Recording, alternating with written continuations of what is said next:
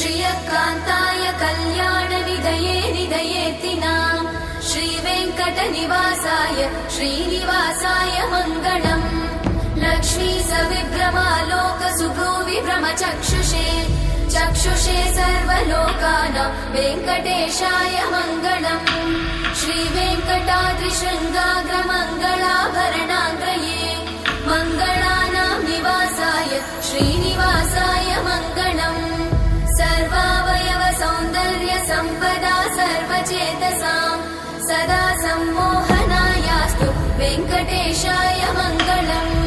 नित्याय निरवध्याय सत्यानन्दचिदात्मने सर्वान्तरात्मने श्रीमद् वेङ्कटेशाय मङ्गलम्।